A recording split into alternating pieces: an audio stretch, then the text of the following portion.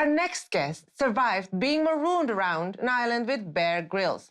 Even more remarkably, she survived a long marriage to Ronnie Wood. Jo Wood was with rocker Ronnie from the 1970s until about a decade ago, a story she tells us in her fantastic book, Stoned, Photographs and Treasures from Life with the Rolling Stone. You'll love it, I'm telling you. I'm glad to say she joins us now. Jo, let's start with surviving Bear Grylls. Tell us about that. Where was the island? How long did you last? Well, the island was... Hi, both, by the way. How are you both? The island was off Panama, and I survived the whole time, the 29 days. I absolutely loved being on that island and surviving. It was so cool. And it was tough, but I felt so good at the end of it. It was great. What was the biggest challenge on being on such an island?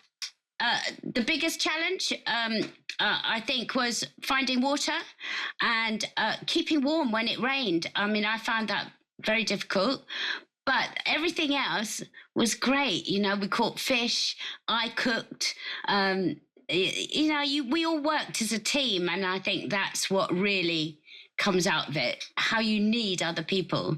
And how difficult a fellow was Bear Grylls? Well, I called him Barely There Grylls because you only saw him twice, once at the beginning when he dropped you off and once at the end when he came and picked you up. So, Barely There Grylls. Well, you didn't get time to fall out with them, that's for sure. Unlike Ronnie Wood, cards on the table. I've been a fan of your former husband for, well, most of my life. But I get I'm pretty sure he's not the easiest man to live with. How did you survive that island? Now, that was harder than Bear Grylls.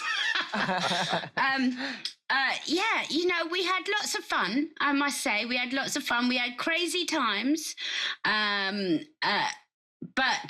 I think, well, I know that, you know, towards the end, my time was up. I needed to move on. It needed to end. It needed to end. And, but he's a good man, and he's even better now he doesn't drink. Well, that's, I'm sure, true. The Rolling Stones are a kind of a miracle. Of course, some have passed, but not many people would have bet on Keith Richards still being alive. In fact, he'll probably be the last survivor of the human race.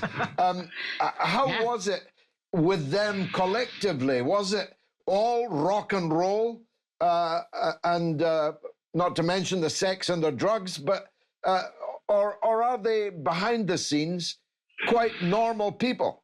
Quite normal people. I think when you live that life, everything becomes very normal, you know, and, you know, me and Patty, Keith's wife, we cook, you know, we were a family. We were all a family. And they are very normal when they're off stage, and, you know, He's mad as a hatter, Keith is. Well, both Keith and Ronnie, they're sort of a mad couple, but normal. Maybe it wouldn't be normal if you suddenly stepped into it and looked at it, but you grow it when you're in it. It is normal. Your pictures are amazing. I mean, the book is a real keepsake. It's a coffee table book for anyone that loves the Rolling Stones. Like me, it's a must-have. Thank you. The pictures tell 1,000 words. There's not that many words in the book, but every picture tells 1,000 words. Do you miss it now? I do miss going on tour. I was a bit jealous that they were all going off on tour last year, and I thought, well, and then somebody said to me that the life I had were their golden years, and now it was totally different on tour. So I think I've had the best, but I still miss going on tour. Yeah, I love that adventure, packing up, leaving. We're off for 6 months, 9 months. Well, we used to go away for 18 months at a time. I love that adventure of it. That's why I try and do things that put me out of my comfort zone now. Yeah, you haven't settled for suburbia, that's for sure. You've really moved on. Yeah. Well, actually, now I live out in the country in an off-grid house. Oh, fantastic. Yeah.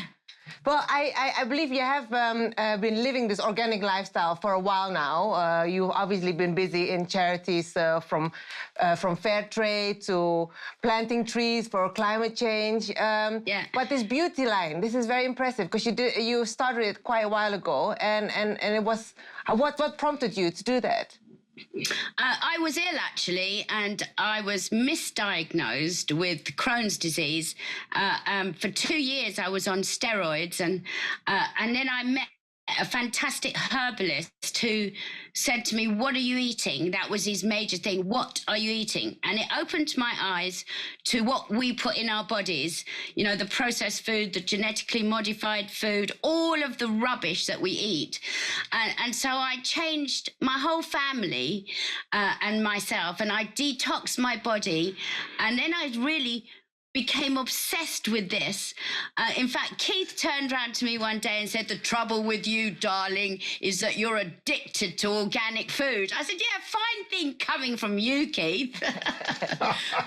Well, there's one things to be addicted to. What is your particular line now? What is it that your brand is doing? Well, my brand is a beauty brand. There's oils, fragrance and candles, and I'm working on new stuff now, and it's all about for women to I like to talk to women to promote a more organic, healthier way of life, and what they put on their skin goes straight into your bloodstream. So it's very important that you put really pure, good things on your skin and what you eat and what you put on your body. So that's my message, that we need to change the way we think about beauty and what we eat. Well, I totally agree with you on that. And I was very fascinated by the fact that you started this pop-up restaurant concept with this top UK eco chef, isn't he? In which you basically promoted the sustainable dining in your own house, I believe. Yeah, in fact, I'm going to do Mrs. Paisley's lashings this year in the summer. I've got a big, huge garden here, so we're going to do outside dining in the garden. And my son renovated an old barn, and we've turned it into a bar. So we're going to do the same thing again.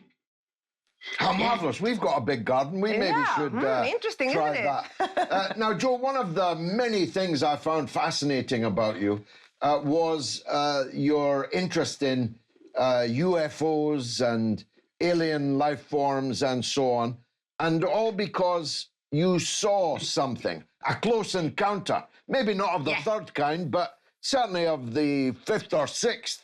Tell us about it.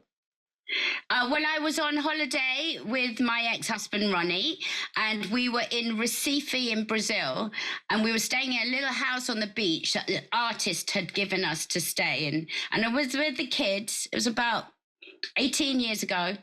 And, oh, God, time flies. And he was out, I was packing because we were leaving the next day, and he starts shouting. It was about midnight, "Joe, get out here. There's something weird in the sky." I thought, uh-oh, what's he on?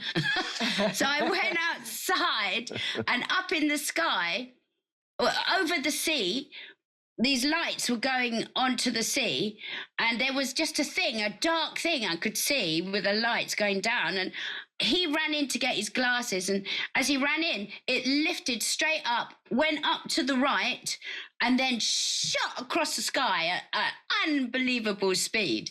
And I stood there and went, "Oh my God, I've just seen a UFO." It was so different to anything I'd seen in my life. And I became obsessed with that. And I saw another one out an aeroplane with my son Ty. He was about 16.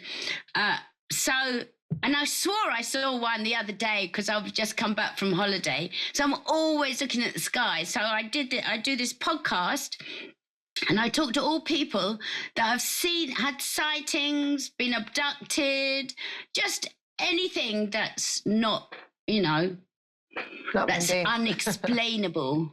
Yeah, I mean, there's more things in heaven and earth than are dreamt of in our philosophy. Horatio said Shakespeare rather a long time ago. There's little doubt that it would be a miracle if out of the billions of planets in the known universe, never mind the unknown, that only this little place ever had anything that we could describe as like. When it comes, though, to abductions and the rest, that's where I begin to ask, what are they on? But it's a curiosity that you've developed that I think will grow in time. People are, especially with new telescopes and new software of all kinds, people are in a position to go looking now in a way that they weren't before. Yeah, I follow lots of things on Instagram and Twitter about sightings that are seen. And there's hundreds and hundreds of sightings. I'm not saying all of them are real. Lots of them could be fake. But there are a lot that can't be explained at all. So, and I just think as we become more open to this, we're going to see more and hear more and more things. Yeah. Remarkable. Well, thanks for the book. Thanks for the interview. If you see the guys, tell them they've got a fan in me, and especially Ronnie Wood. I've been following him for, well, seems like 40 years, I guess, from the Faces now to the Stones. He's had a remarkably long career, right? Yeah, he is so gifted and talented. He really is. And not only that, with his art as well. He's a great artist. And I've got some great drawings around here, actually, that he's done. He is a gifted man. And he really is. It's good that you're on good terms.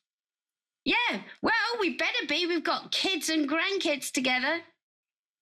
Well, Joe Wood, you're a miracle yourself. I'm going to get some of your beauty products if it helps me look like you at your age. Thanks very much for joining us on board the Sputnik. Thank you very much. It was lovely to talk to you both. All right, lovely to meet you too. Bye.